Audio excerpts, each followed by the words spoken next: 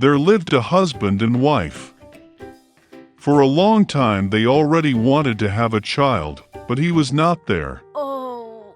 One day, my wife fell ill. The husband asked her what she wants the most. The wife replied that there was a magnificent garden nearby, where many of the most beautiful flowers grow. There is a beautiful Rapunzel in the garden. It looked so fresh and so green that she really wanted to taste it. But the garden was surrounded by a high fence, and no one dared to enter it, since this garden belonged to one witch. She possessed great power, and everyone in the world feared her. The husband loved his wife very much, and decided to get a Rapunzel for her, no matter what it cost him. And so at dusk he climbed over the stone fence into the sorceress's garden, in a hurry picked up a whole handful of green Rapunzel, and brought it to his wife. She immediately made herself a salad from it, and ate greedily. She liked this salad so much that the next day she wanted even more than before. The husband made his way into the garden again, but the witch was already standing in front of him. She glared at him angrily and said that he would pay a lot for stealing the Rapunzel. He asked the witch not to be angry, because he tore off the Rapunzel for his wife, who was very ill. And he loves her so much. Okay. The witch's anger passed a little, and she said that if it was true, she would allow him to collect as much Rapunzel as he wanted, but on one condition. He will have to give the witch the child who will be born to his wife. The husband agreed with fear. When the wife gave birth to a daughter, the witch immediately appeared, took the child with her, and named her Rapunzel. Rapunzel became the most beautiful girl in the world. When she was 12 years old, the witch locked her in a tower. That tower was in the forest, and it had no doors or stairs. Only at the very top was a small window. When the witch wanted to climb the tower, she called Rapunzel to pull her sides down. And Rapunzel had long, beautiful hair. She hears the voice of the witch, loosens her braids, ties them up to the window hook, and the hair falls down, and the witch then climbs up, clinging to them. Hello. Several years passed, and the king's son happened to ride a horse through the forest where the tower stood. Suddenly he heard singing, and it was so pleasant that he stopped and began to listen. Rapunzel sang it in her wonderful voice. The prince wanted to climb up. He began to look for the entrance to the tower, but it was impossible to find him.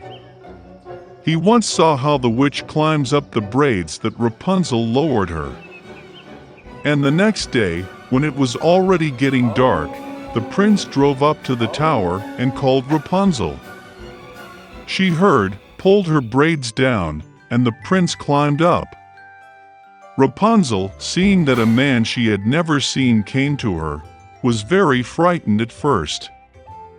But the prince spoke to her affectionately and said that his heart was so touched by the singing that he decided to see her without fail.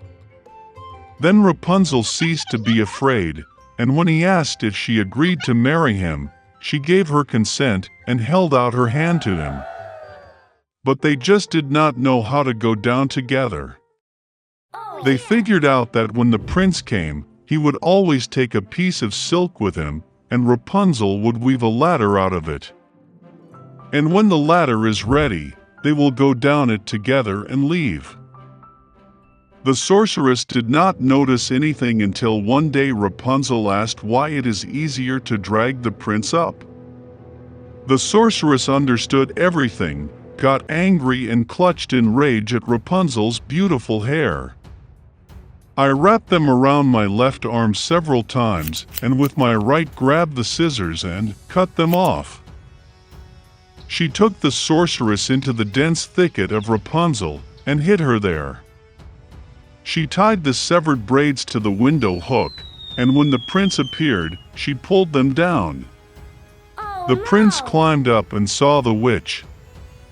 She looked at him with her malicious look and said that he would never see Rapunzel.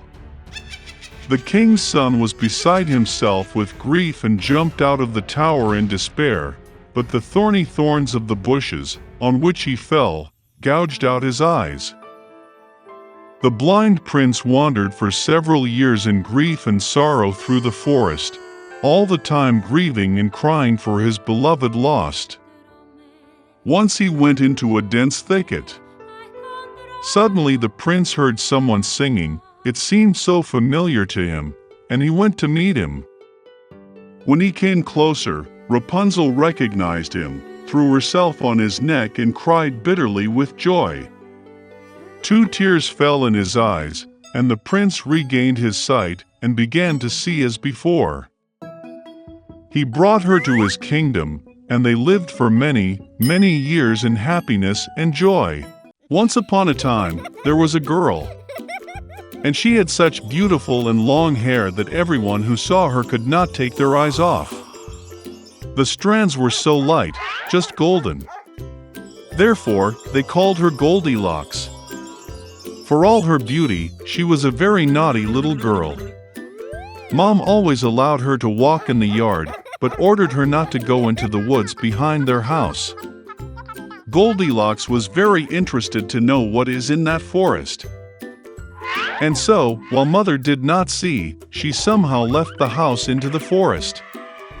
The girl walked for a long time in the forest. Either he finds a berry, then looks at a beautiful flower, then listens to how the birds sing. So she got lost in the forest. And suddenly she saw an unusual house in a clearing. Goldilocks approached him quietly. I walked around but did not see anyone. She knocked on the door, but no one answered. Then she knocked harder, and the door opened itself. Goldilocks entered cautiously. 3 bears lived in that house. One bear was dad big and shaggy. The other was a mother bear. It was smaller.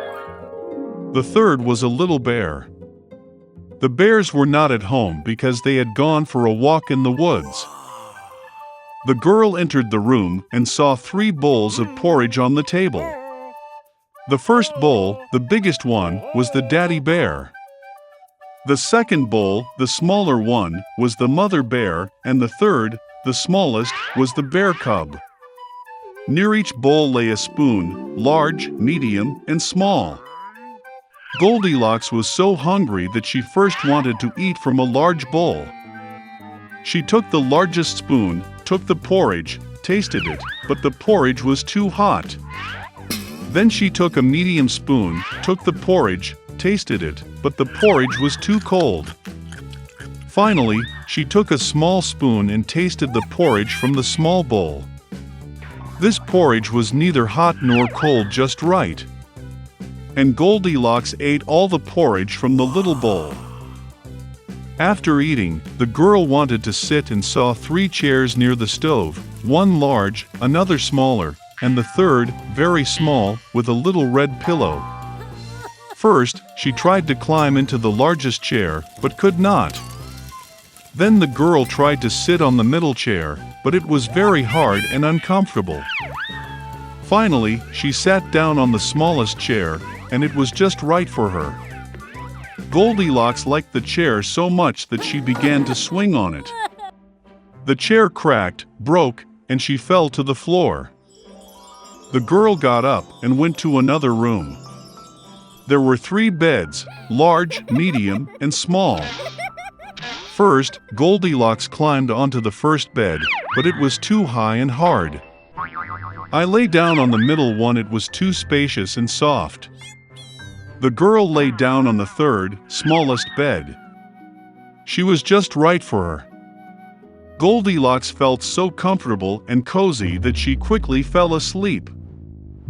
The girl was fast asleep when the bear family returned home. The bears got very hungry and immediately went to the table. Seeing his bowl, Papa Bear got really angry. Someone was eating my porridge. He growled. The bear mother also looked into her bowl and growled less loudly. Someone was eating from my bowl too. And the bear cub, seeing his empty bowl, cried loudly. Someone didn't just eat from my bowl, he ate all my porridge. The bear smelled something was wrong, left the table, and began to look around.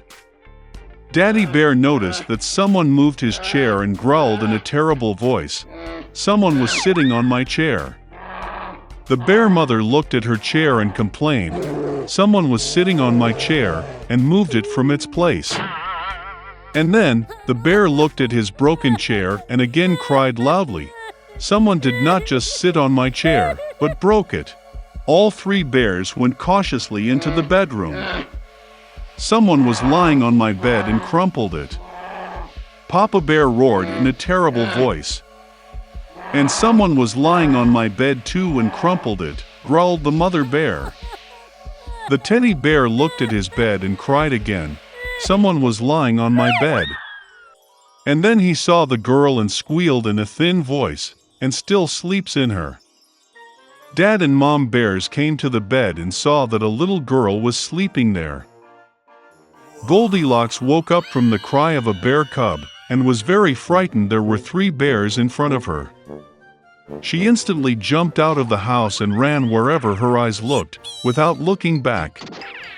The girl ran for a long time. She was very tired, and then she saw her mother, who was looking for her missing daughter in the forest. Since then, Goldilocks always listened to her mother and did nothing without her permission. She became a very obedient, kind, and good girl.